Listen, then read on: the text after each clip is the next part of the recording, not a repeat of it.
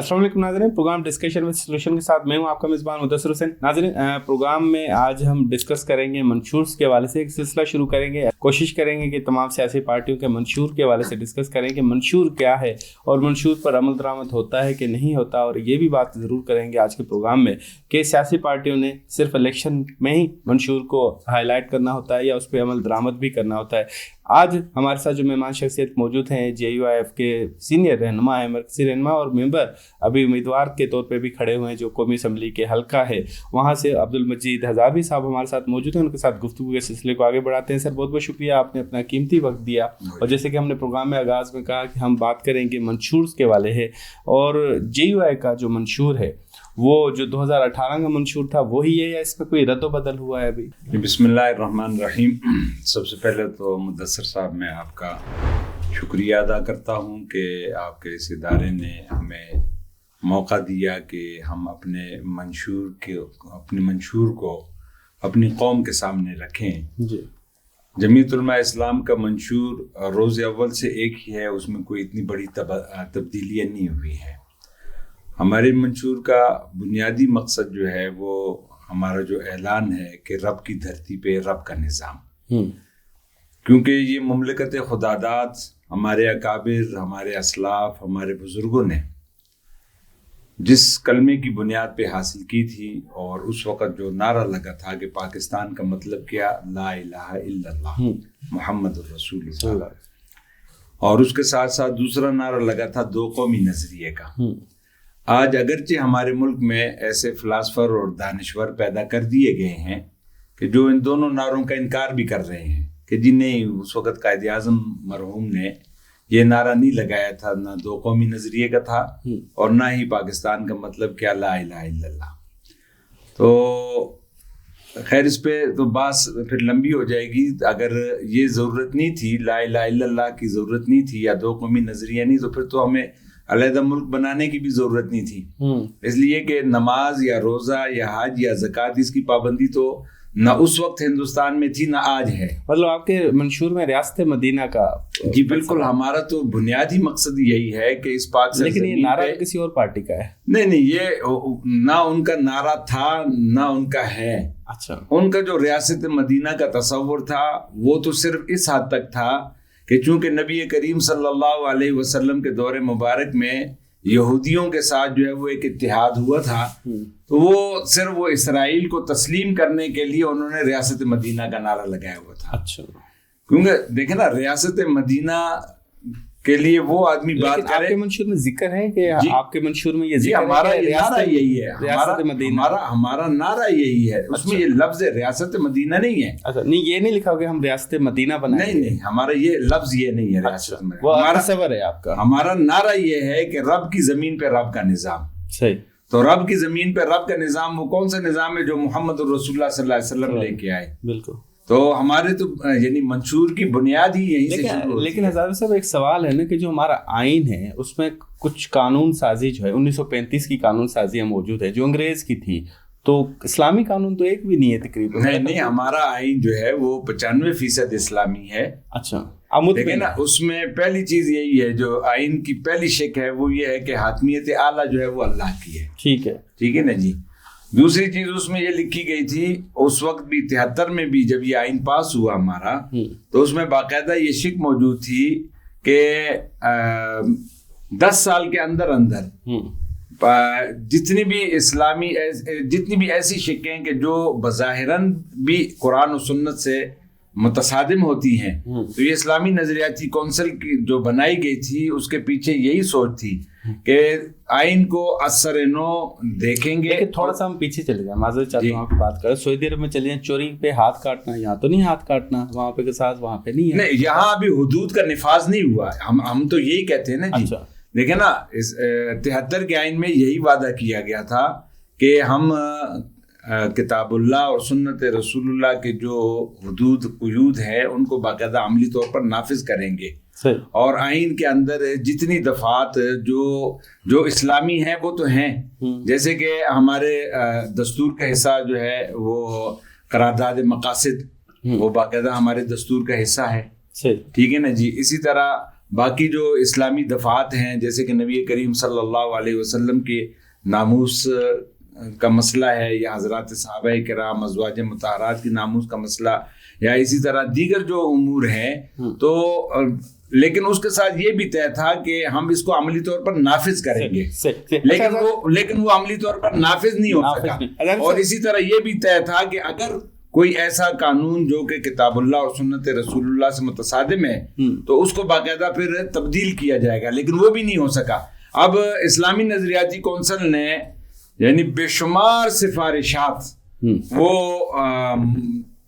تیار کر کے رکھی ہوئی ہیں لیکن ہمارے ملک کے اندر بعض جو قوتیں ہیں وہ نہیں چاہتی ہیں کہ اس ملک کے اندر اسلامائزیشن ہو, یہاں پہ اسلامی قوانین نافذ ہوں, یہاں پہ اسلام کے جو اصول و ضوابط ہیں وہ نافذ ہوں. تو جمعیت علماء اسلام کا بنیادی مقصد جو ہے, پہلا مقصد وہ یہی ہے کہ اس پاک سرزمین پہ پاک نبی کا پاک نظام جو ہے وہ عملی طور پر نافذ مطلب یہ نظام تھوڑا سا مماثلت کرے گا افغان جو طالبان کی حکومت کا نظام ہے اس سے مماثلت کرے گا یا تھوڑا ڈفرینٹ ہوگا آپ کا؟ نہیں جی, ہمارا دیکھیں نا کتاب اللہ اور سنت رسول اللہ کے مطابق وہ بھی تو یہی کرتے ہیں نا جی نہیں, لیکن اس میں ہمارا یہی وہ خواتین کو جو حقوق نہیں دیتے آپ نہیں انہوں نے بھی خواتین کے حقوق کو نہیں دبایا, یہ بھی پروپیگنڈا ہے, یہ بھی پروپیگنڈا ہے. اچھا مسئلہ یہ ہے کہ وہ کہتے ہیں دیکھو خواتین کو جو حق اسلام نے دیا ہے یہ تو آج تک کسی مذہب نے نہیں دیا. ہاں بالکل ٹھیک ہے نا جی.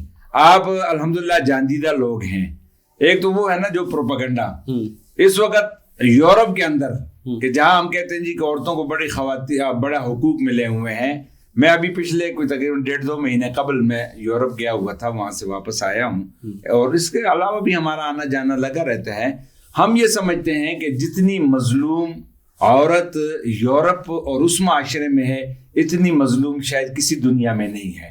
اور جتنا عزت و احترام اسلامی معاشرے کے اندر عورت کو ہے, چاہے وہ ماں کی حیثیت سے ہے, چاہے وہ بہن کی حیثیت سے ہے, چاہے وہ بیٹی کی حیثیت سے ہے, چاہے وہ بیوی کی حیثیت سے ہے, چاہے وہ بہو کی حیثیت سے ہے, چاہے وہ دادی اور نانی اور چچی اور خالہ جس حیثیت سے بھی ہے, جو تحفظ مطلب جو نہیں میری عرض سنیں, جو تحفظ ہمارا اسلام دیتا ہے وہ تحفظ دنیا کا کوئی قانون نہیں دیتا. یورپ نے اس وقت ٹھیک ہے انہوں نے اب بلکہ اب یورپ بھی ہم نے وہاں دیکھا کہ وہ مماثلت نہیں کرتا. یہ تھوڑا کلیئر میری بات سنیں جی, اب یورپ بھی یہ دیکھ لے کہ اب وہاں پہ بھی وہ لوگ واپس ریورس ہو رہے ہیں. وہاں خاندانی نظام ختم ہو چکا ہے, کوئی خاندانی نظام نہیں. وہاں عورت جب تک جوان ہے, جب تک قابل استعمال ہے تو اس کو ٹیشو پیپر کی طرح استعمال کیا جا رہا ہے. جب وہ بیچاری ذرا بوڑھی ہو جاتی ہے پھر سوائے اولڈ ہوموں کے اس کا اور کوئی ٹھکانہ ہی نہیں ہے. اس کے مقابلے میں اسلام ان کو احترام دیتا ہے. ہمارے ہاں خاتون جتنی بوڑھی ہوتی ہے اتنی وہ قابل احترام ہوتی ہے. دادی بنتی ہے تو پوتوں پوتیوں نواسوں نواسیوں کی وہ جناب من آنکھ کا تارا ہوتی ہے, اولاد کی آنکھ کا تارا ہوتی ہے.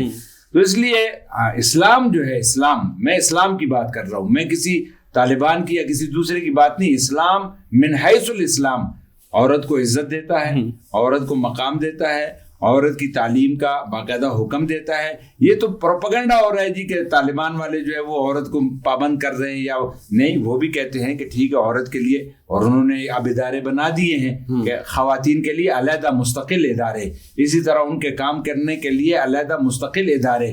تو جہاں تک اسلام اجازت دیتا ہے ہم اس کے بالکل ہم اجازت دیتے ہیں. ہم بھی قائل ہیں کہ خواتین کو جو ہے وہ معاشرتی زندگی میں اپنا حصہ ڈالنا چاہیے. اچھا ہزاری صاحب, کیونکہ ہماری جو پاکستان کی عوام ہے نا وہ تھوڑے میٹھے میٹھے اچھے اچھے خوبصورت نعروں سے مطمئن ہوتی ہے. وہ کہتی ہے کہ آپ نوکری کا نعرہ لگائیں تو ہم خوش ہوں گے, وہ کہیں گے کہ مہنگائی کا کم کرنے کا نعرہ لگائیں تو خوش. جو روایتی نعرے ہوتے ہیں روٹی کپڑا مکان, تو آپ کے منشور میں کوئی روایتی نعرہ؟ یہ سب چیزیں نہیں روایتی نہیں ہے, ہمارے منشور میں حقیقی نعرے ہیں. اچھا, ہمارے منشور میں تو حقیقی نعرے یہی ہیں. مثلا ہمارے منشور میں یہ ہے کہ ایک مزدور کی تنخواہ وہ کم از کم 1 تولہ سونے کے برابر ہونی چاہیے. اچھا, اور اب اس وقت جو ہے وہ 1 تولہ سونا جو ہے تقریباً 2.25 لاکھ کے قریب بنتا ہے. تو یہ ممکن ہوگا؟ تو بالکل ممکن ہے.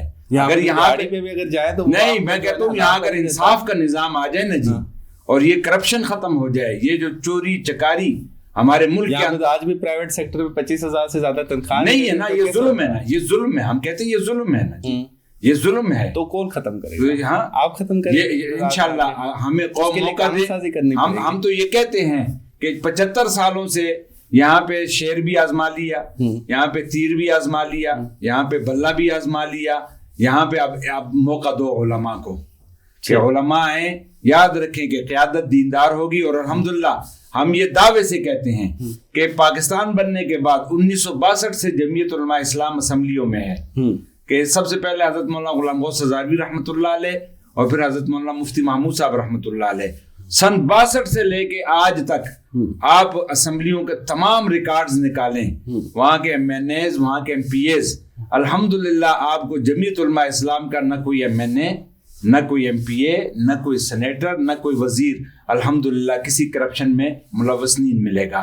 जमीयत उलमा इस्लाम का ये एजाज है कि किसी मेंबर ने आज तक बैंकों से 1 रुपया कर्जा लेके वो माफ नहीं करवाया है। नौकरियों का नारा मेरी अर्ज सुन ले। जमीयत उलमा इस्लाम का ये एजाज है कि जमीयत उलमा इस्लाम ने आज तक, अभी ये पीछे ये जो 16 महीनों की जो हुकूमत रही है जिसमें हम भी शरीक थे, JUI भी शरीक थी, अल्हम्दुलिल्लाह जमीयत उलमा इस्लाम का ये एजाज है कि हमारे एक वजीर साहब ने, हज़रत मौलाना असद महमूद साहब के, जिनके पास ये पोस्टल की और नेशनल हाईवे की जो थी वजारतें थी, उसमें तकरीबन कुछ 5,500 नौकरियां अल्हम्दुलिल्लाह जमीयत उलमा इस्लाम ने कौम को दी हैं, और वो भी मेरिट के ऊपर और बगैर किसी सिफारिश के। मतलब और आप अपने वर्कर को ही देंगे ना, दूसरों को भी मैंने अर्ज किया ना कि बगैर किसी सिफारिश के, अच्छा, बगैर किसी, सिर्फ मेरिट की बुनियाद पर, उसमें वर्कर को नहीं रखा गया।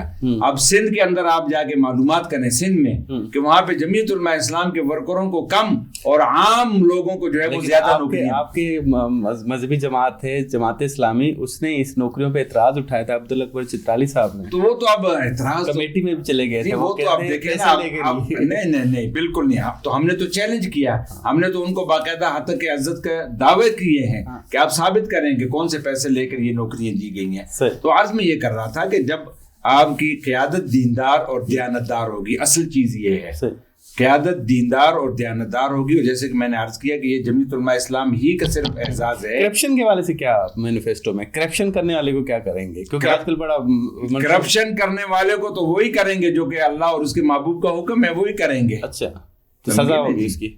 जी बिल्कुल। जो अभी है वो काफी नहीं है? नहीं, वो ना काफी है। और अब भी ये देख लेना कि अब ये जो इन्होंने हुकूमत ने जो इदारा मुशर्रफ ने बनाया था, नैब जो बनाया था, वो नैब तो खुद सबसे बड़े करप्शन का अड्डा बन गया था।